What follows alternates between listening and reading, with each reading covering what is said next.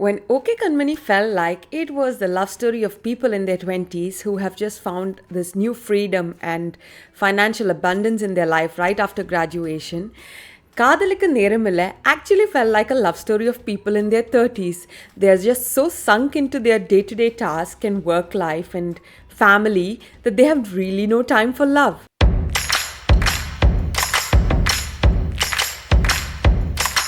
Hello, everybody. Welcome to Tanu Cine Bites. Today, we're talking about the movie Kadhalikka Neramillai, which actually means no time for love. It felt like my own personal autobiography when I read the title, and so I was very intrigued to go and watch it. So, this rom com is actually directed by a female director. Her name is Kirtiga.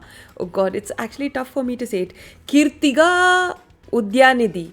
Apparently, she's the wife of the Chief Minister of Tamil Nadu, so she's an influential woman. And the movie stars Nithya Menen, Ravi Mohan, who was previously known as Jayam Ravi. If you know why he decided to change his name in the last minute, please let me know in the comments below. I'm kind of curious.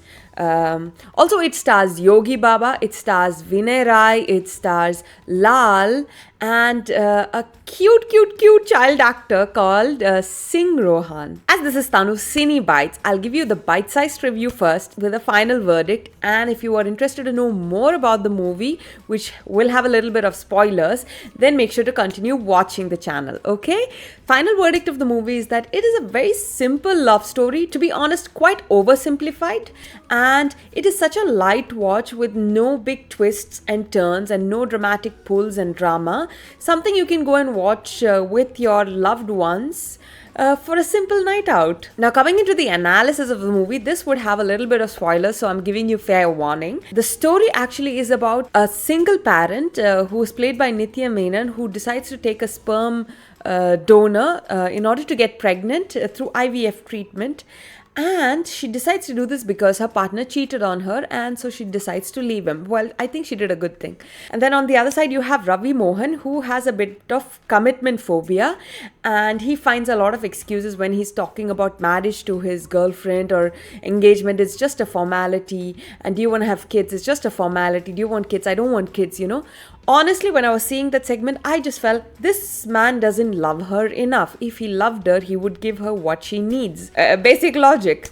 So obviously the girlfriend was smart, she decided to leave him too because she decided to pursue her career instead. What I liked about the movie, there's a lot of aspects I liked, which is one, they do not show anybody as black and white. They are just people who are living their lives and making their choices. Two, I liked how the story really felt like it's a people of their 30s, When they show the structural engineer falling in love with the architect, it made sense to me, and you fall in love at workplace and you have some kind of connection and you have some kind of compatibility.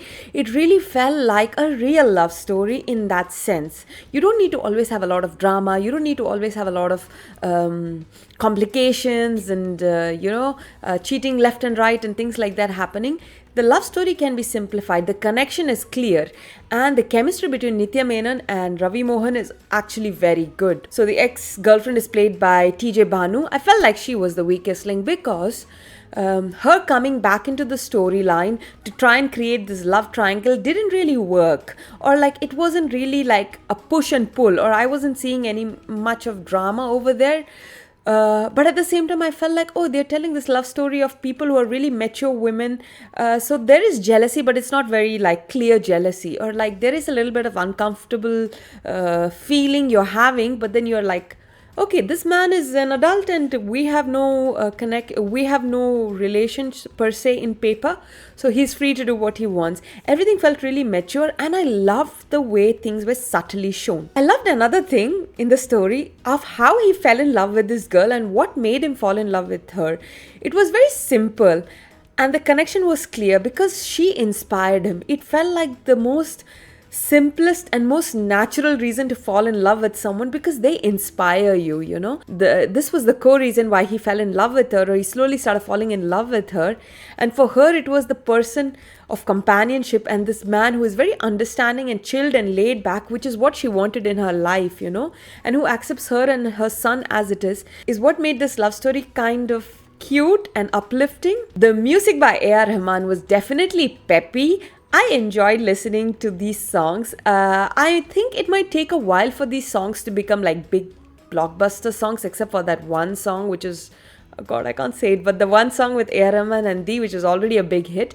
Really, it was nice to listen to these songs and it flows well with the movie. Perhaps my biggest hurdle with this movie was the fact that it was a very oversimplified love story. Nithya Menen is playing a single parent. We do not see the struggles of a single parent, you know. We do not see how she's coping with it, dealing with it. Also, the fact that Ravi Mohan, his character, he has a commitment phobia, but then why did he decide to go and freeze his sperms just because his friends told him so? He's so conventionally against this idea of having kids. Then why would you do that? So actually there was a plot point of Nithya Menon's child actually being Ravi Mohan's child, but they never reveal it to each of the characters. But we as audience find that out. What was the purpose of this? I do not understand, because if you remove the whole storyline of him giving his sperm, if that storyline was not there, I think it still didn't make any effect to the story, because Ravi Mohan's character still loves Nithya Menon and accepts her son as his own son. I don't know if the director was trying to show that he felt so much connection to this child, it's because it's his own blood. But even if it wasn't his own blood, I thought the family angle was shown very beautifully, and if it was not his blood also, it would have made the story even more beautiful and modern, in my opinion. If you already saw the movie, let me know what you thought in the comments below. I really didn't think it was a bad movie and I enjoyed it a lot. Maybe women will enjoy it more than men. And I felt the pacing could have been better. It could have been shortened a bit, because a little bit in the middle it got kind of boring. But nonetheless, it was still a good watch for me. And I'm waiting for it to come on Netflix, because I'm sure it's something I'll keep watching again and again. So that's it, guys. That's my review for the movie Kadhalikka Neramillai. If you do not have time for love, please take some time out to love yourself first, and then all the love in the world will come to you as well. Until then, take care. Ciao, ciao.